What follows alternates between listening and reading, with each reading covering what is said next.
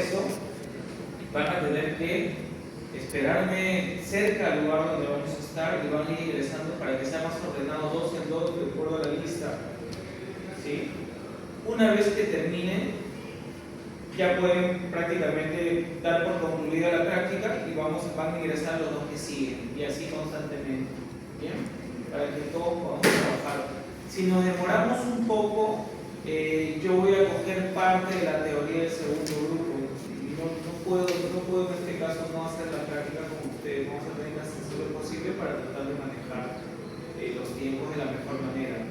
Entonces, hay delegados que tienen que ayudar porque me imagino algunos de ustedes van a estar en lugares más lejanos, pero tienen que estar cerca para que puedan ingresar de dos en dos y no perdamos tiempo.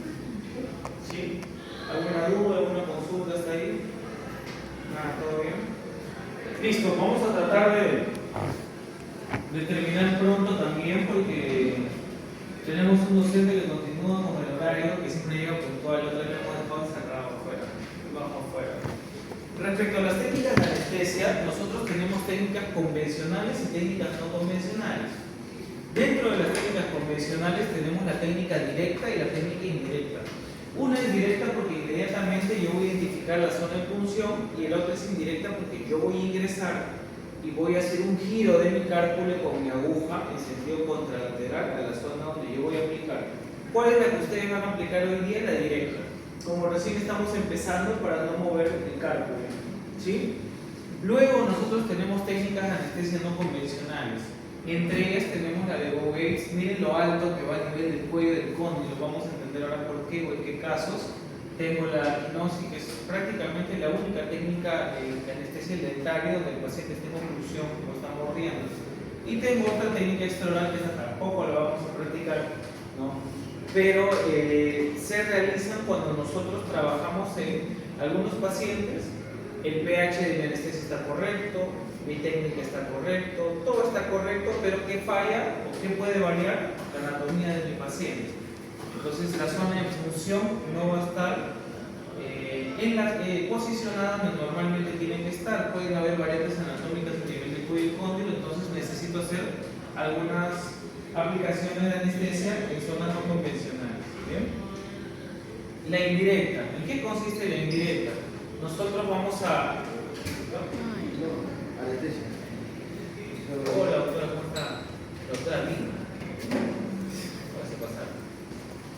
Nosotros podemos tener la técnica troncular indirecta. En la técnica troncular indirecta, yo voy a llegar al conducto, pero voy a evitar el músculo pterigoideo interno, porque habíamos conversado que si nosotros hacemos una punción en el pterigoideo interno, el problema que podríamos tener sería, ¿recuerdan?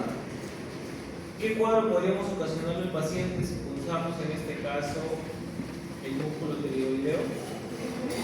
Un cuadro de trigo, no podría tener trigo porque estoy haciendo un espasmo muscular, lógicamente en el músculo.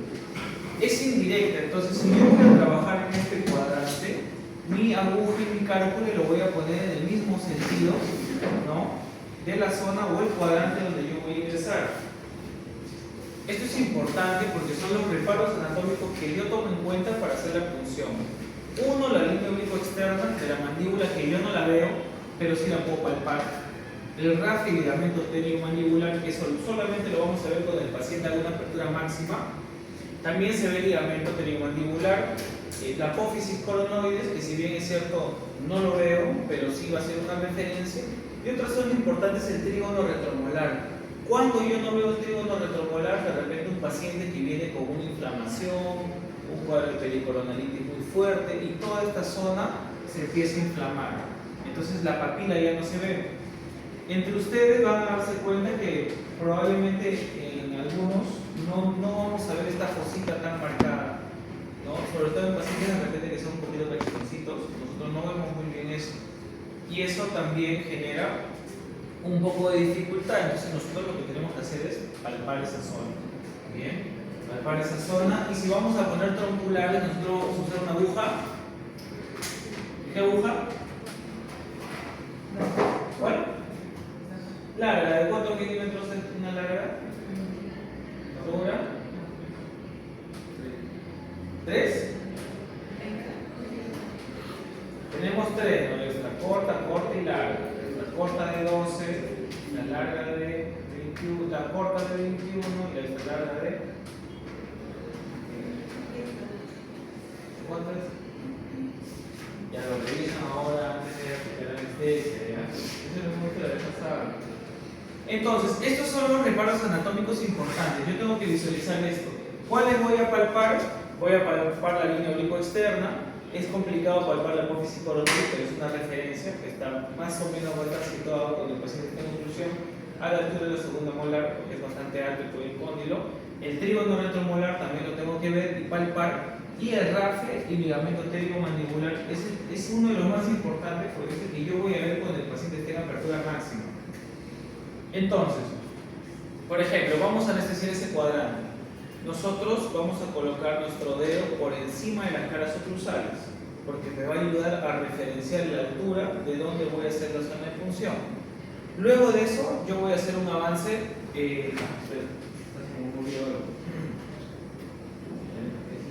Sí, está bien, esta es la indirecta, pues está hablando de la directa.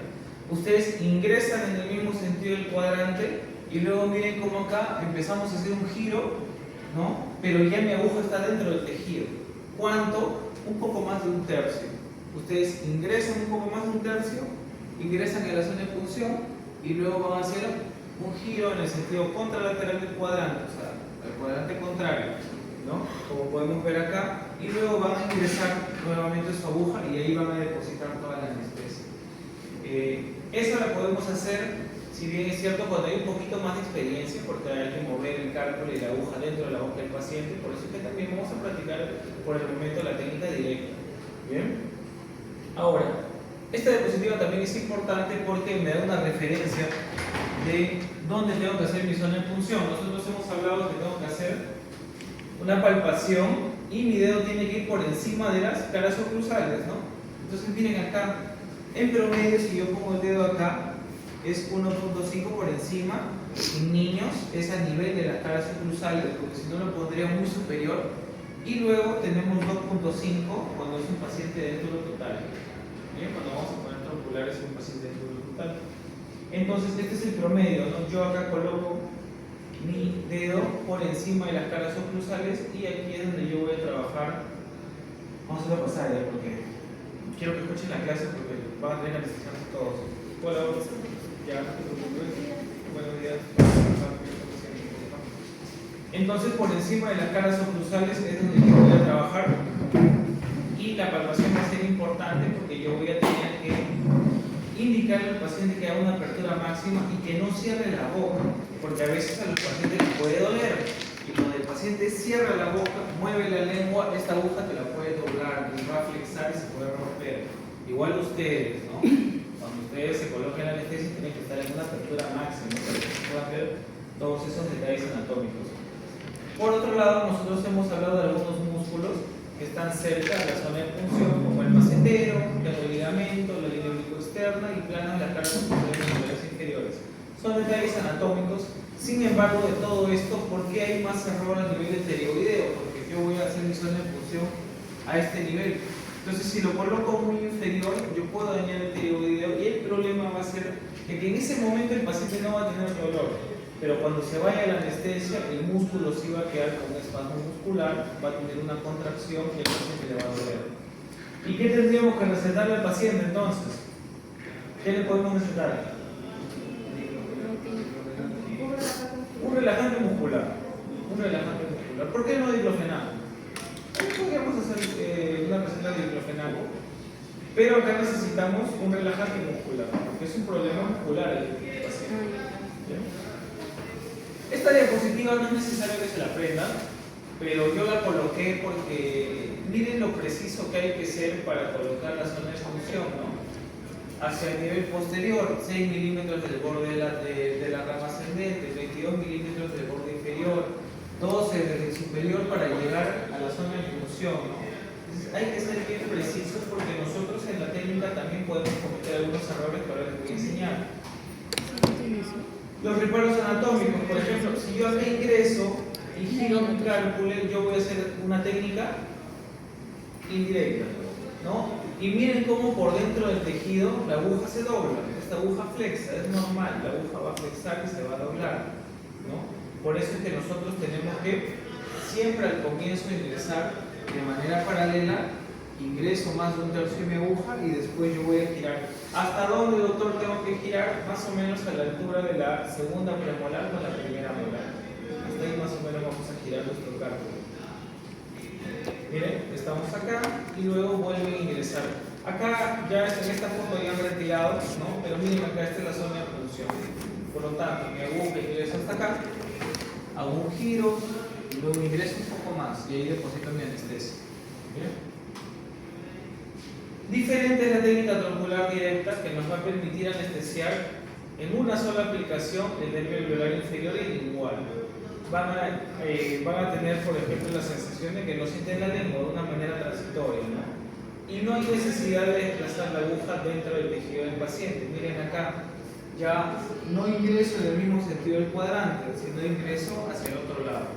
Y acá voy a hacer mi zona de punción. Ingreso directamente. ¿Cuánto tienen que dejar de aguja cuando colocan una troncular?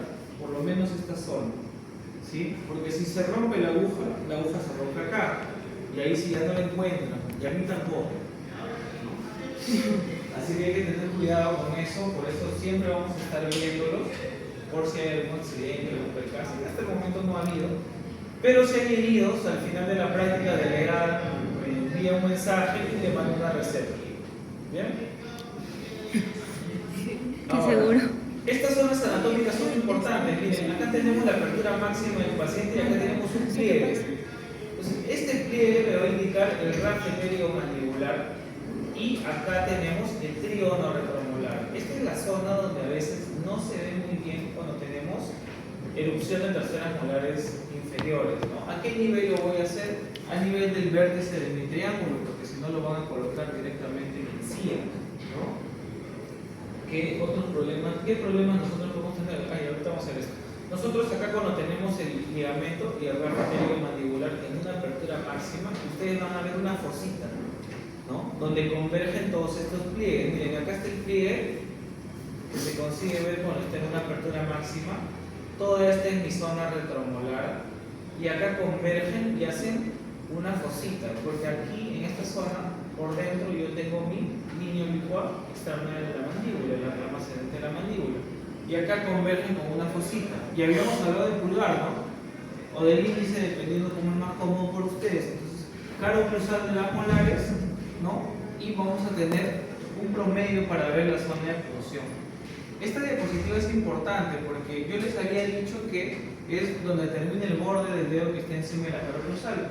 Pero acá no lo están colocando ahí, lo están colocando en el medio. Porque anatómicamente ya se ve la fosita. Entonces, si ustedes ya identifican la zona de punción, no van a decir, ah, bueno, me dijeron en el borde del dedo, lo voy a poner por acá, ¿no? Ya está muy superior, entonces no va a tener efecto esa anestesia. Es más, si ustedes ingresan y, por ejemplo, está ingresando la aguja y sienten un tope, tienen que parar porque están tocando ya parte ósea, ¿no? Entonces van a tener que retirar la aguja y van a tener que ingresar por otro lado. En la técnica indirecta, técnica directa ventajas, que es una sola aplicación y todo un cuadrante te va a anestesiar, donde tenemos menos efectos en las técnicas tronculares. Si yo coloco una troncular acá, el efecto va a ir bien en la 8, en la 7, en la 6, en la 5, pero a nivel del canino central y lateral se pierde un poco. ¿Hay qué técnica de anestesia podrían hacer? Una directa. ¿Para un central lateral canino? Indirecta. ¿Cuál es el nervio que me inerva el central lateral canino inferior? No, ¿cuál es el nervio? Dentinario.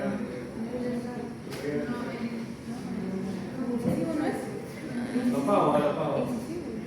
Es el nervio incisivo. ¿Y yo acá qué nervio estoy anestesiando? Entonces, ¿va a tener efecto en mi central? No, entonces, ¿qué técnica de anestesia tendría que hacer para un central lateral o un canino inferior? ¿Cuál tendría que hacer? Una. A ver, vamos a tratar de entender. Una técnica directa e indirecta me va a adormecer por raíz, alveolo y periodonto mis piezas posteriores, posterior inferiores, ¿cierto? Ahora, también la mucosa polingual, por lo tanto mi lengua también va a estar anestesiada. ¿Bien? Si mi lengua está anestesiada, tengo ahí la anestesia en el nervio lingual. Si por ejemplo yo quiero sacar esta pieza, vamos a imaginarnos que es la 4-8, yo estoy anestesiando el nervio alveolar inferior o dental inferior. Mi pregunta es, si yo quiero anestesiar un central, por ejemplo la pieza 4-1, imaginemos que esta es la 4-8, y yo quiero anestesiar la 4-1, si anestesio la 4-1, ¿qué nervio estoy trabajando ahí? Por raíz alveolar inferior. El nervio incisivo. Entonces, ¿mi técnica troncular tendría buen efecto en una pieza anterior, inferior? No, porque estoy anestesiando otro nervio. Entonces, ¿qué técnica anestésica tendría que hacer? ¿Cuál otra conocen? Una infiltrativa, tendría que ser una infiltrativa. ¿Bien? Porque nosotros ya sabemos que cuando voy a anestesiar una tercera molar o de repente una segunda o hasta una primera o segunda premolar, mi técnica troncular me va a ayudar, ¿no? Porque voy a anestesiar por raíz alveolar inferior o piezas posteriores. Para piezas anterior inferiores tendría que trabajar una infiltrativa y anestesiar por lingual. Desventajas: la tasa de fracaso es alta, un 20%, la aspiración es positiva, eso también lo habíamos visto, que tengo que aspirar en algunos casos para ver si no estoy en un vaso sanguíneo, porque se puede llenar de sangre también el cartucho. Y puedo tener fracaso ante variantes anatómicas. Si mi paciente, por ejemplo, tuviera variantes anatómicas a nivel mandibular, ¿qué tendría que hacer? Lo he hablado hace 15 minutos. Si, por ejemplo, mi paciente tiene variantes anatómicas donde yo no puedo identificar correctamente las zonas de función, ¿qué otra cosa puedo hacer? ¿Cuál? ¿Perdón? Si tú palpas y de repente colocas la anestesia y no tiene efecto, podríamos intentar algunas técnicas no convencionales, como las que expliqué en la primera diapositiva, pero vamos a ver. Ahora, complicaciones: sí, vamos a tener un hematoma, vamos a tener un diagnóstico, vamos a tener un hematoma, cuadro de trismus o también parálisis facial, ¿no? En el peor de los casos. ¿Cuáles son los errores que puedo tener durante la técnica? Miren acá. Esta es una técnica directa, ¿no? O también puede ser la imagen de una técnica indirecta cuando ya han hecho el movimiento. Cuando ingresa el cárpule, miren dónde está tocando, tejido óseo, entonces esa aguja no va a entrar, ¿no? Y se puede romper, o en el peor de los casos, no, en el peor de los casos no, o en el mejor de los casos, no van a poder ustedes presionar el arpón y no va a pasar tu anestesia. Ese va a ser el problema que vas a tener. Otro.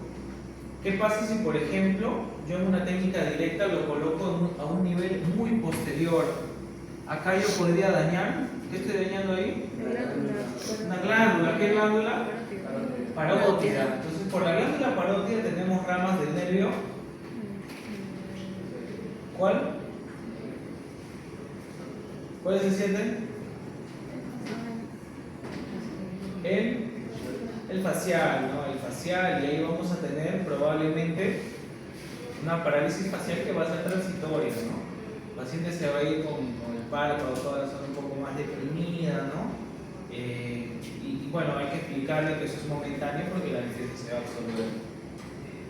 Otro punto también, acá por ejemplo, imaginémonos que hago una técnica indirecta, yo me emociono, identifico, pienso que acá está mi zona de función y yo me voy hasta el fondo, ¿no? Ingreso toda la aguja y acá también tenemos ramas del facial, entonces podemos también lesionar algunos vasos o dañar algunos nervios. Esta técnica de acá, habíamos hablado que nosotros tenemos técnicas convencionales y no convencionales. Dentro de las técnicas no convencionales tenemos la técnica de Bow-Gates, miren lo antiguo, 1973. Se toma como referencia el pliegue pterigomandibular. Desde que leen pliegue pterigomandibular o raje pterigomandibular, eso quiere decir que el paciente va a estar en una apertura máxima. El paciente va a estar con el cuello hiperextendido y la aguja tiene como objetivo la base del cuello del cóndilo. O sea, miren qué tan superior tiene que ir la aguja. Es una aguja larga la que tiene que utilizar. Y la vamos a situar a nivel de la segunda molar. O sea, la segunda molar superior va a ser la referencia para que ustedes puedan ingresar correctamente la aguja. Miren acá, es bastante superior El detalle con esta técnica de anestesia es que no solamente trabaja sobre el lingual o sobre el dentario, sino también te va a adormecer o te va a trabajar otros nervios que no son necesarios. Pero bueno, es una técnica, digamos. Ella es tu compañera que iba a ir tarde, dile que pase, por favor, que cambie de opinión. Está mirando, vamos a darle una seña, envíale un WhatsApp, ¿qué pasa?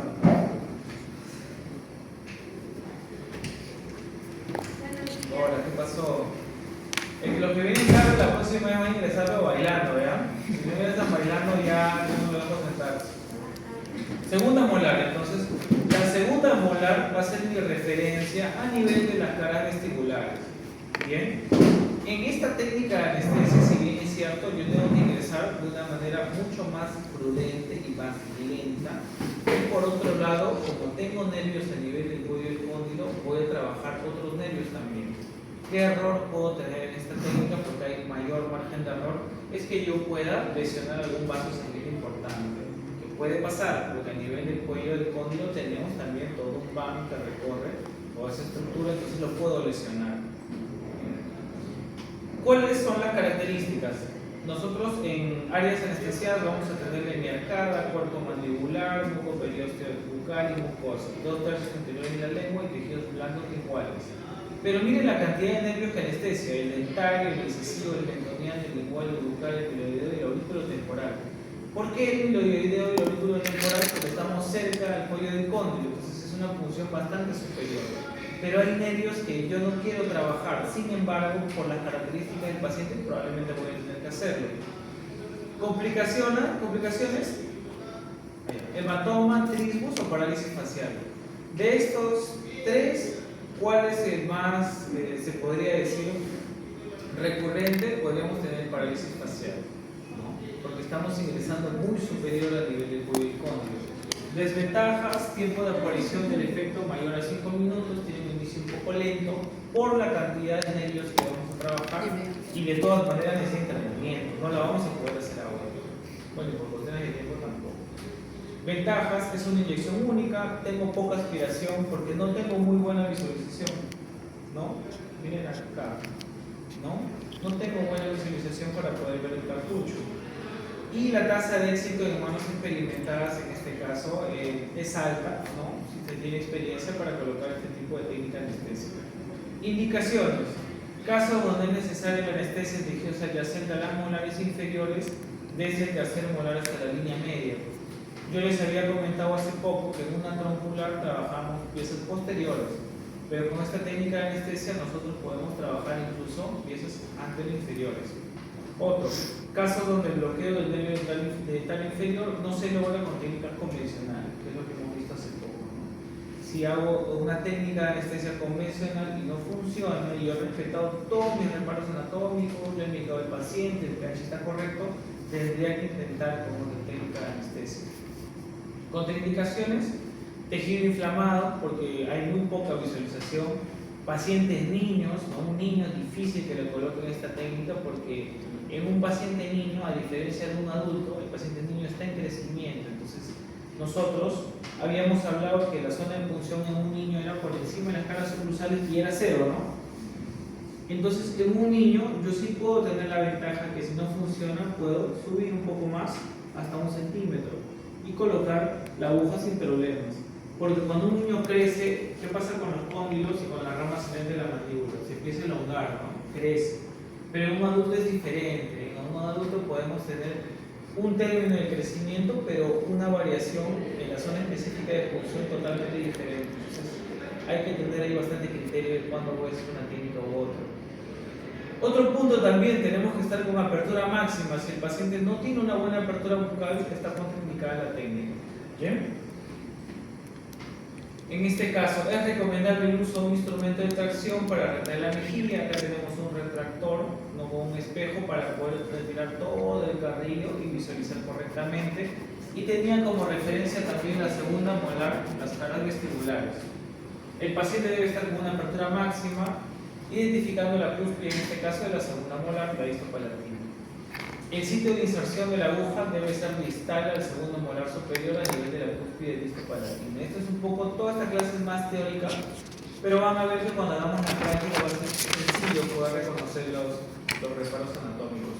Tenemos otro tipo de técnica que ya no es como abierta, sino el paciente está con la mordida en oclusión. Está en oclusión, ¿no? Miren acá, por ejemplo, esta foto es bien antigua, ¿no? Miren, incluso en la cara está que le enseña al paciente, ¿no? Viendo a poner esto, el paciente ya está asustado.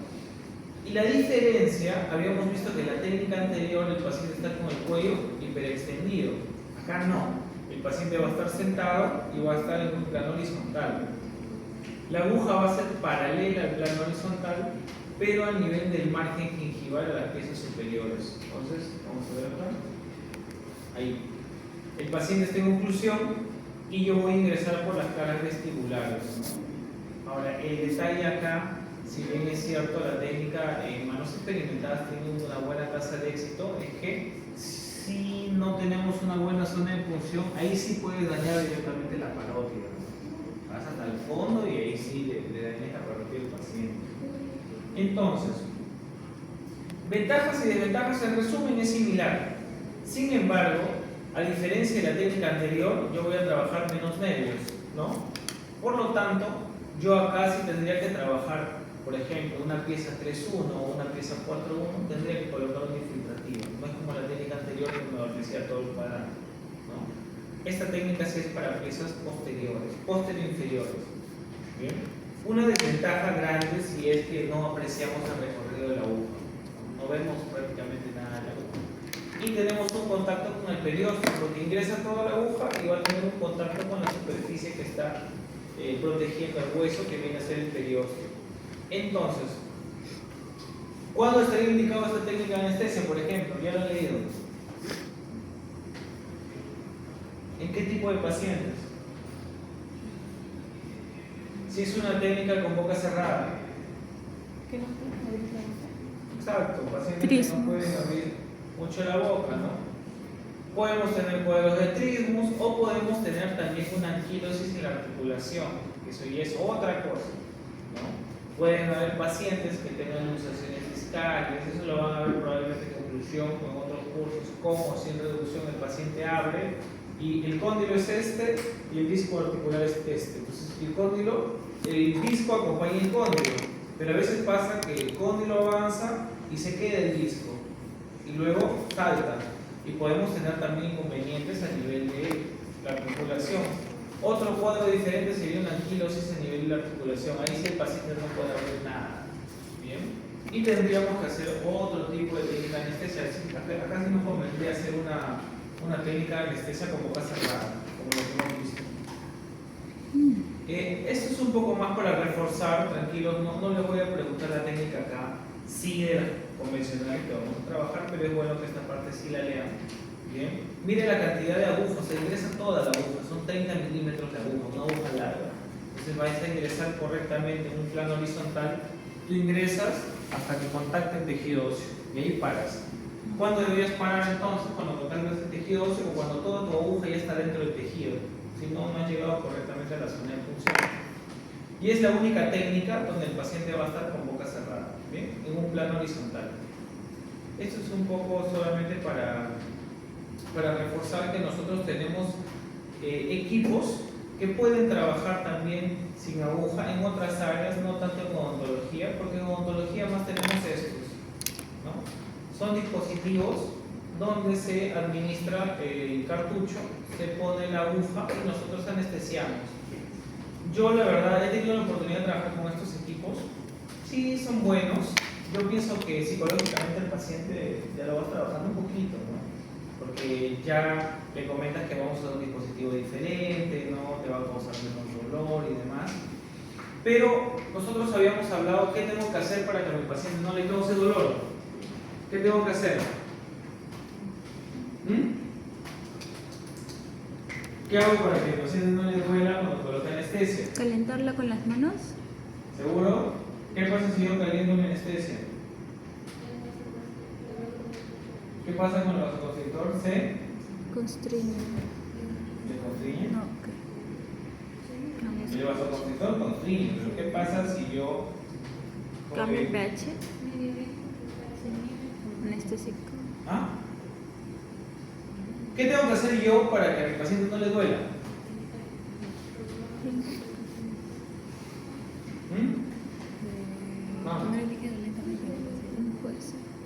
Voy a tener que adelantar la evaluación escrita, por lo que veo. No. Eso lo hemos visto la semana antepasada. ¿Qué hago para que a mi paciente no le duela? Vamos, ¿qué es eso? A ver, una cosa es qué hago para que la anestesia funcione o no tenga efecto. Eso ya es pH y otras cosas que lo van a tener que repasar, porque no se lo voy a repetir, ya lo hablé en clase. Y lo otro que sí voy a tener que decirlo porque es parte de lo que van a hacer hoy día.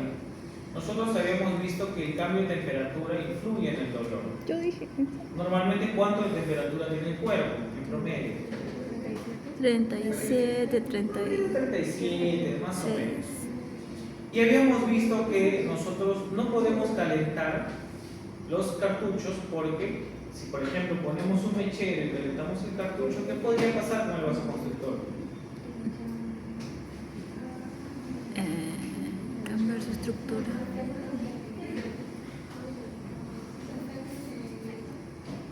Y se inhibe.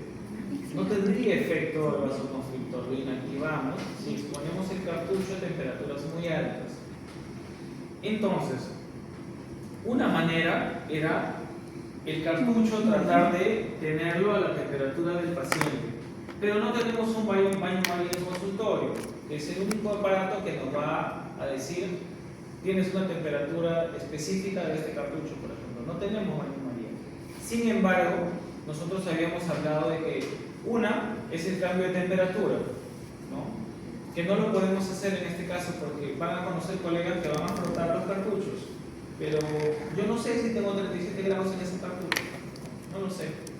Probablemente no sobrepases, pero probablemente ni siquiera llegues, ¿no? Pero teníamos otra alternativa también, y la otra alternativa era hacer una técnica por...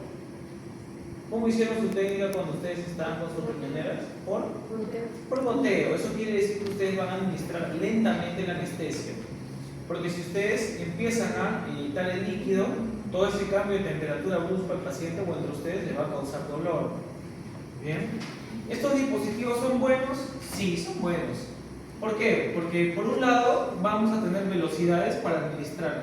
¿Cumple con la técnica por goteo? Sí, pero no cumple con el cambio térmico del cartucho. Por eso que a mí, no, digamos, me es 100% excelente este equipo, pero sí manejo una técnica por goteo eficiente y tiene música. ¿Bien? ¿Hasta ahí hay alguna consulta, alguna duda para hacer? Sí, una pregunta. No me habías emocionado, pero sigue una pregunta. No hay preguntas entonces. Tú tienes que preguntar. Dime. Esa también podríamos considerarlo, ¿no? Pero la anestesia tópica es parte de todas las técnicas. Siempre tienen que poner anestesia tópica antes. Es mejor, porque vamos a colocar en este caso, vamos a tener un adormecimiento, una ligera anestesia, pero es mucosa. Todavía no hemos infiltrado. Y psicológicamente el paciente también es mejor. El paciente te va a preguntar, no, doctora, ¿no me echa la cremita? Y en ese momento tú no vas a buscar la crema, y le dices, no, eso no sirve, no, pues no. Son pacientes que ya vienen con experiencias de otro sitio probablemente. Entonces, es la tópica, técnica por goteo y temperatura similar a temperatura corporal del paciente. Eso es para dolor. Para que tenga efecto de anestesia, esa es otra cosa que tendrán que revisar sus grabaciones, porque siempre lo preguntan por qué evaluación y todos ya saben cómo están hasta el momento. No han visto todo eso, todos han visto, creo, y créanme que les ayudó bastante lo de la conferencia a muchos. En resumen, hoy día en la práctica, para los que no estuvieron, tenemos, sí, porque ya va a terminar la teoría. Me han asignado un ambiente que se llama sala de competencias. Esa sala de competencias tiene solamente una unidad. Escúchenme todos, por favor, ¿no? Van a ingresar todos conmigo, correctamente uniformados con el doctor Cortés, que tiene trabajo también. Unos 10-15 minutos le indico el salón a la delegada. Ingresan todos, hago la demostración de anestesia y luego se van a retirar y de acuerdo a la lista van a ingresar de 2 en 2, porque solo contamos como una unidad. Terminan la práctica y se pueden retirar. ¿Bien? Si no van a estar los 14, ¿o están 14? 2, 4, 6, 6, 8, 9, 10, 11, 12. ¿Profesor, no tenemos numerista?